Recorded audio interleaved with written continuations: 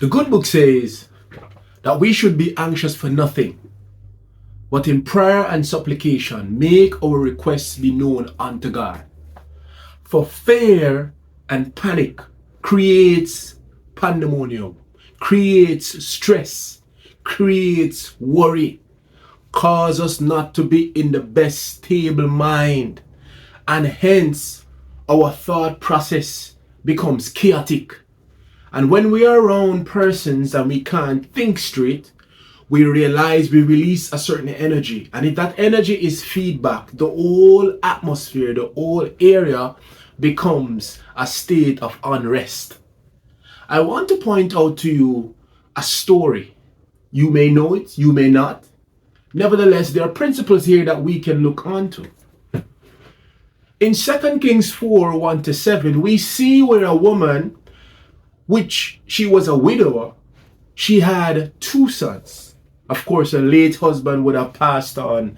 And in his passing, he would have left to her, she would have inherited death. No one wants to inherit death. And I'm not talking death in terms of dying again, but we're speaking about financial debt. We're talking about not having any money, not being able to take care of the bills. She was in a whole heap of trouble, to the point that they were willing and ready to take her 2 sons as payment. Back in the culture then, if you were not able to be forthcoming with your death and clear these in quick succession, then you will become a slave into society. And so one of the things that she did was to seek counsel. How many times are you in a predicament? You are in worry. But sometimes you keep it to yourself. And we are seeing a telling story here. We are seeing a principle that is happening in society today. So what did she do? The widow sought out the man of God. She sought out Elisha. Elisha was considered to be the prophet of the old in that time, a man that was filled and anointed by God. But I want you to understand that this was her seeking counsel, gaining consultancy, getting the information that she believed through the man of God. And there's something that is so simple yet effective that the man of God did. He turned to her when in her complaint, in her distress. Maybe she was thinking that he was going to probably say to her, "Oh my God, I feel your pain. This is more than me. And I don't know what to do." But his response was so relaxed and so easy, but yet effective. He asked her, "What do you have in your house?" And her response was, because she thought that what she had was so insignificant, was so minute, was so small, was not good enough. How many times do you feel that you're not good enough? "Oh, I don't know. I may need to get some more training. Oh, I don't have enough tools. Oh, I think I'm not the best. Oh, my forehead is too big." Oh, come on. We always find every single thing that is most negatively possible to downgrade ourselves, to contradict God's word in your life. Because she was stressed out of her mind, she became so used to, she became so familiar with her surroundings that she never understood that her wealth was already within her surrounding. And when she responded by saying, "Man of God, I only have a little jar of oil. I only have a little jar of oil. Whatever you feel that you have a little bit of, it is enough." And so the man of God would have given her further instructions by saying to her, go to your neighbors, your friend, and you're going to ask, you're going to beg, you're going to borrow additional jars that you have. And you and your two sons, you are going to pour that oil in those jars. And when you have had enough, go and pay your debt. Now, this may seem crazy, far-fetched and nonsensical. This may seem as if it is unreal. And this was the man of God that was hearing and living by the principles of God, hearing the Spirit of the living God speaking to his soul, was able to consult her accordingly. But it is also important that within that time, in that moment, to be obedient. A matter of fact, she was willing to follow, she was willing to carry out that request without hesitation. Why? Because the man of God, Elisha, stood for integrity.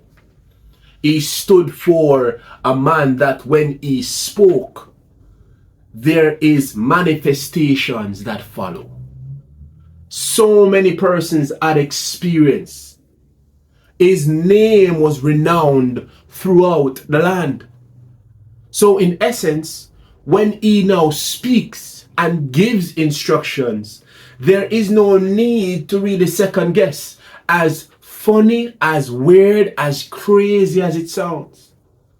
And so she would have followed the instruction. Maybe in her mind while carrying out the instruction, she possibly would be thinking on her sons, Mom, what are you doing? She may have even rebuked them and says, you need to stop it now. I'm going to carry out this task because we are going to be successful. She was anticipating, she was in a moment of expectation, knowing that something is going to happen that is miraculous. But she didn't know how, and she didn't understood when. But it's not for you to understand when, it is for you to understand that you have been given an instruction. When we have mentors, when we have coaches, when we have personnel that have walked the path, that have enough experience, you are not to be in a place where you're feeling, oh my God, this is too much that is being asked of me. I don't know. I think I may not be the right person. I may not be in the right frame of mind. I think I need a little bit more time. We find so many excuses even when we ask for help. And so notice her story. Her story would have been that she took the jars, and so much so that when she went out and when she asked her neighbors, asked her friends, no one turned her away based on what we would have seen. And she got jars. She began to pour. She poured. Can you imagine when she must have looked at that jar and realized that surely by now, surely the oil is going to be finished. Surely. There is no way. There is no way. Can you imagine you have this much oil? I'm just using an example now. This much oil in a jar that you believe, and you're pouring in a jar this size, twice, 5 times as much, and it is filled to the brim, and you're calling for your sons to get another jar immediately? Think about it. And by the time that jar is being filled up, you're calling for another jar? Come on. This is unexplainable. By the time there was no more jars to be handed over for them to pour new oil, that was when the oil flow stopped. Oh, I'm telling you guys, many times we get the revelation to tap into our greater success. And in following that instructions, somewhere along the line, we may start to get complacent because we start to become normalized and believe that, listen, I have enough. And so, without even understanding that there is an overflow, there is a breakthrough, there is a pouring in, and there is more in abundance, not just for you, but to be able to clear you, to be able to put your family in a better position, to be able to now leave a legacy. She had a husband that meant them well. And surely I would have believed that he had a great business plan. But somewhere along the line, he never counted out that the fact that he was not going to be around. And so she would have met the man of God. He would have gave her some instruction through consultancy. She followed those instructions. And by following those instructions, she was able and her two sons to pay off her debt, sold those oils. We got to do a part 2 and speak about even selling here, because she sold those oils that was in need, and she was able to pay that debt off, as well as being able to, whatever was remaining, to still sell every single one of those jars and be able to live in abundance. Let me ask you this simple question. What is it that you have in your house? A matter of fact, what is it that you have within you? You may think that you don't have enough. You may think that I don't know what to do. I don't have any skills. I can't sing. I can't teach. I can't. No, you can. Why can you? Because you were made in the image and in the likeness of God. And because He's the ultimate creator, the Creator has passed His nature unto us.